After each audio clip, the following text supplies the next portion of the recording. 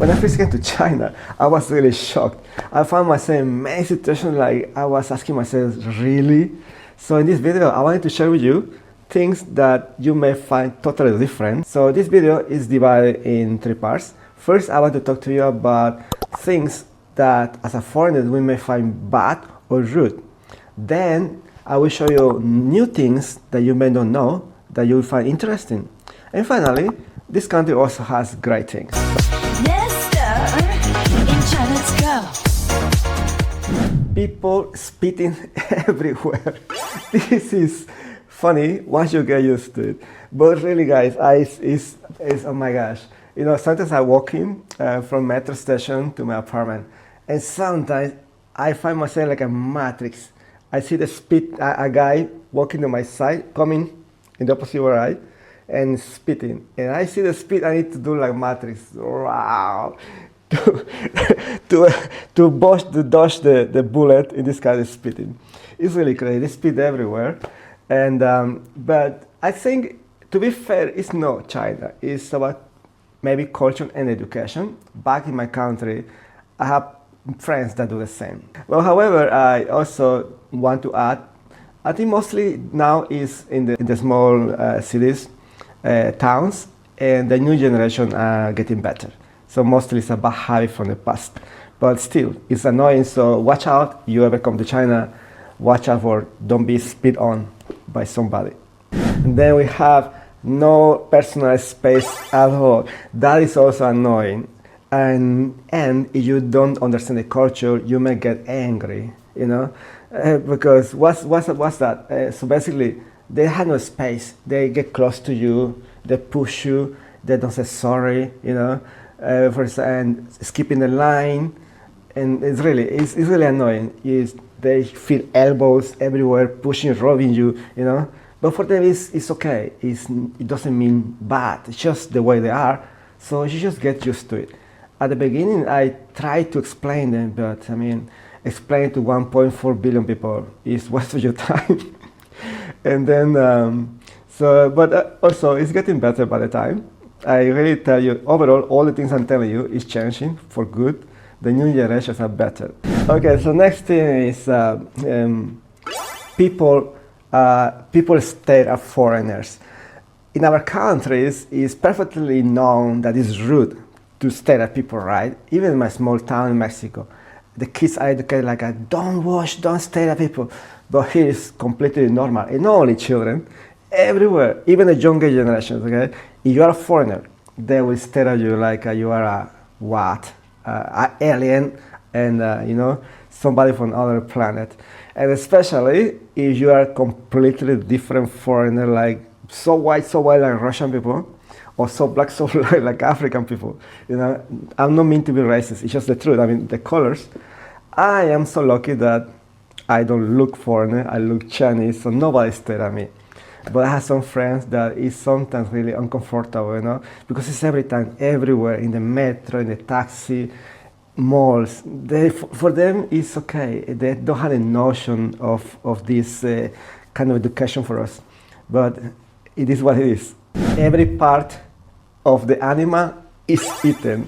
So this is really, really funny. And so we have the saying in China, if it moves, it can be eaten. This is one thing that really showed me when at the beginning I came here, and in the first week, my coworkers invited me to go dinner, because Chinese people are very kind. You know, they welcome you, they want you to try their culture. And they didn't ask me anything because communication, I didn't speak Chinese, their English was poor. So I just came to a restaurant, and I was eating, and then I found something like, how to call, like a dragon thing? And I asked, what is this? And they told me, oh, it's a lizard. So it happens to be the tail of a lizard. I says, oh my gosh, I was shocked. So until now, really, if you go to a restaurant, I used to say when people ask me, what kind of meat you eat? I told them, please, only 3 kinds of meats, chicken, pork, and beef. No more, please, no more. It's really, really funny. And you will survive. Noising, slurping, or chewing while eating. I still cannot stand it, okay? especially I told you in some cities, like for example, let's say Shenzhen, when I was used to work, even the people of high level, like bosses, they still have the tradition when they eat, the louder the better, no? And also when they're drinking, no? So I try to explain them about etiquette in our countries, and I try to be polite, but I understand it's their culture, I respect that, but I want they to know, so because they need to host also foreign customers, and why not? I mean, it's good for everybody, but they don't listen to me. In my city in Xiamen, it's okay. Most of my friends, they are highly educated and they don't do that. But the point is this, I realized and they explained me that for them, first thing is normal. The second is actually not bad, but it's good. Especially if you are invited to a friend's house, the making the noise, it means the food is delicious. So that's more, sometimes the reason is because of that. It's in a good willing. But when you go to a restaurant and everybody, sometimes you cannot eat. But maybe 50-50. It's not everywhere, right? But it still happens, so you better get used to that. This one I love. Chinese people are so pure, and pure there is evil. They are so direct. There is no personal information for them, right? Like for example, it's very common they ask you, how much do you make? How much is salary? You know, and why aren't you married? And this is okay, but I mean it's private, but not bad. But at one point they will tell you, oh, you're fat, you look old. And like, what? And that happened at the beginning. One female coworker from Mexico came, and you know in Mexico we are chubby. And the poor girl, another girl, Chinese girl in my company, just tell her, hey, Karin, you're fat.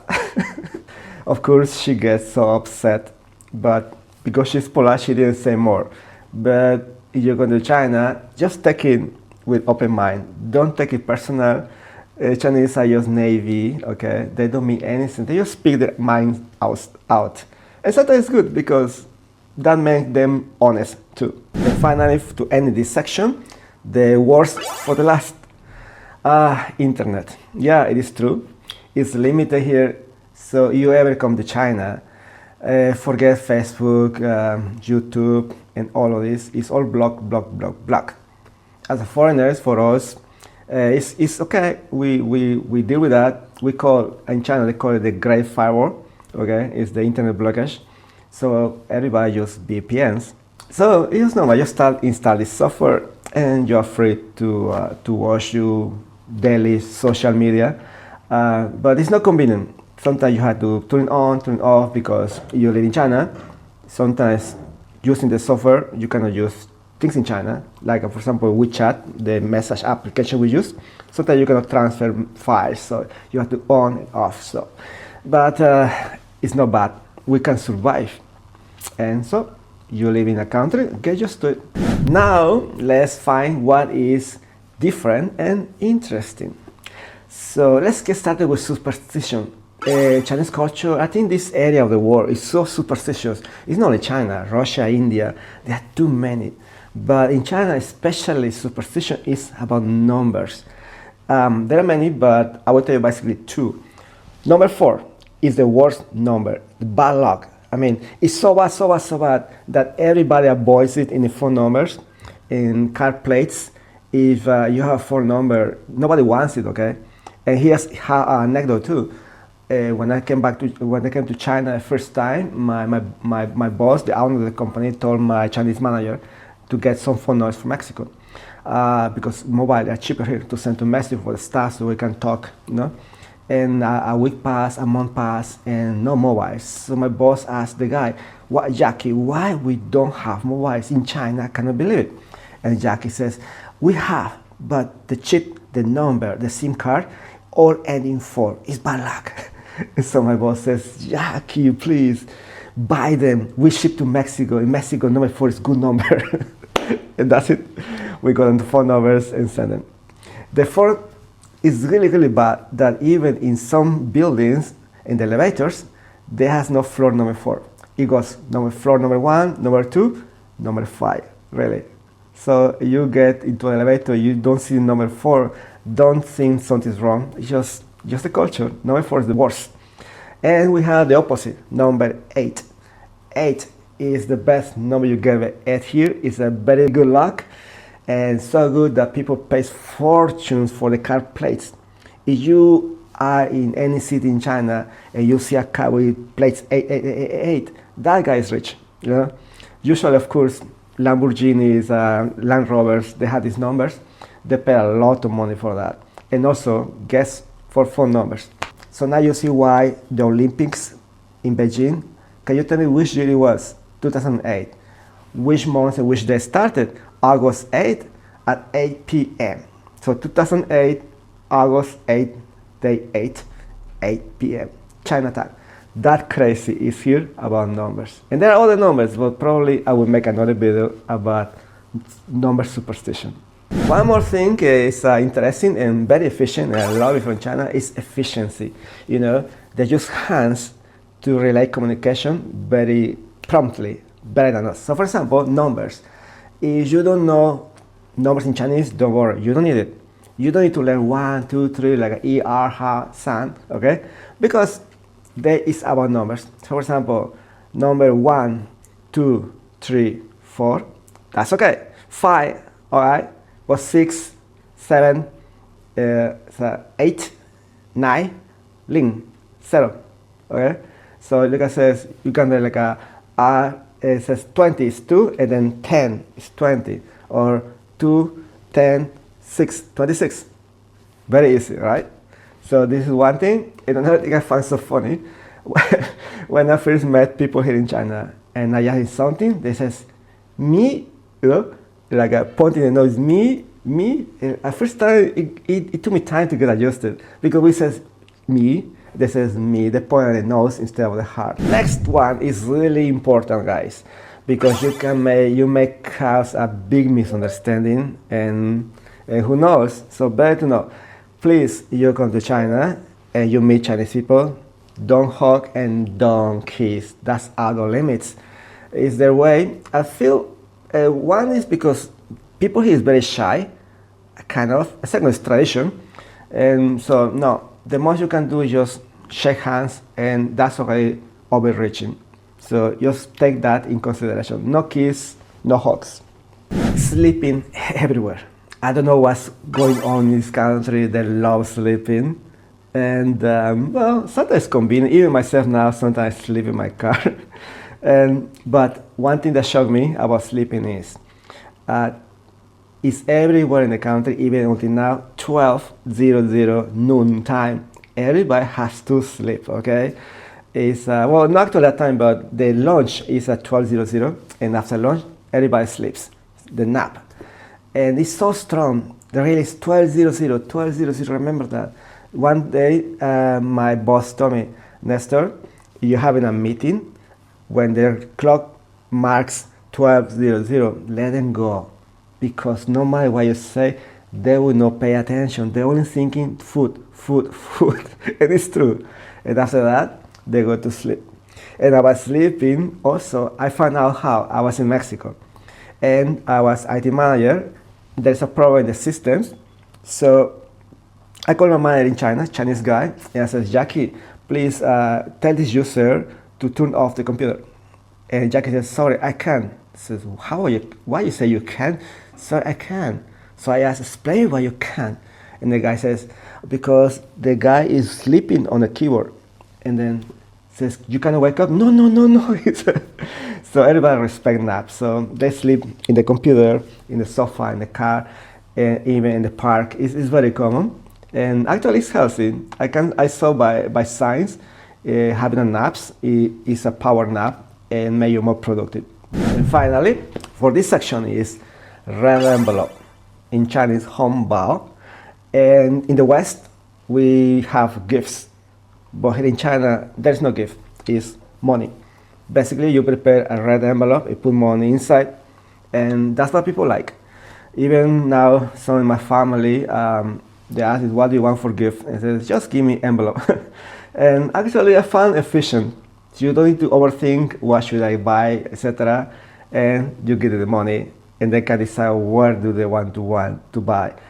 Sometimes it's cold, yeah, and sometimes it's a big problem because red envelopes for everywhere. I mean, birthdays, to celebrate something, and especially wedding. So what happens is it can cause a a financial stress. Some of my female friends, especially, they tell me that they feel so stressed every month because every month they are invited to 1 or 2 weddings, right? And they have to go and have to give money. And not small money. It increased every time. Before was like 100 or 200 RMB was enough. This is like about maybe $30. But right now, at least must be like a 500, 600 yuan, which is about $80, $100. And if you multiply this by 2, you know, and compared to the salary of people, it almost takes like a 10% of the salary. So it's really, really stressful, but it's everywhere, Hongbao. So now for all my Chinese friends, if you haven't even clicked on subscribe, here's the good things about China, okay? As every country, you have the bad ones and the good ones. So now I will tell you the amazing, unbelievable things in China. And so for example, cash is dead. I love that, it's so convenient, you know? So we always pay by mobile, and mostly we use 2 systems. One is called WeChat payment, another is Alipay. So it's very convenient. Long time we don't see bills or coins. Just we go everywhere, you scan the mobile, pop up, and we pay.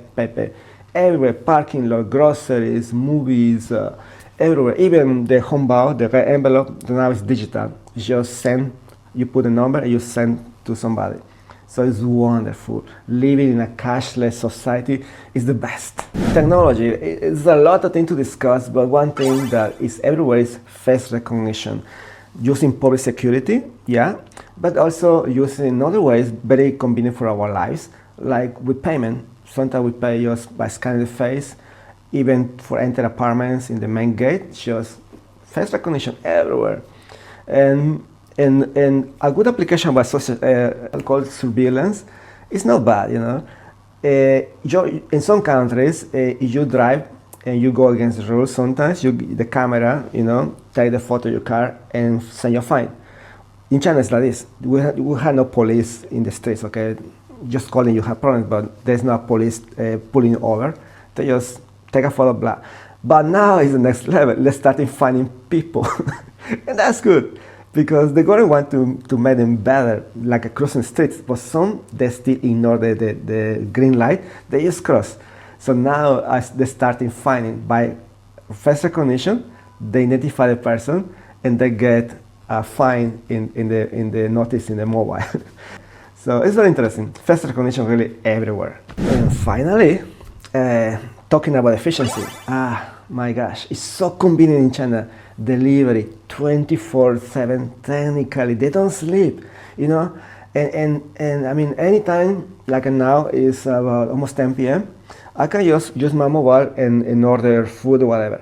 But you know, it's not about only food. Even one milk tea, one coffee cup, it doesn't matter the amount.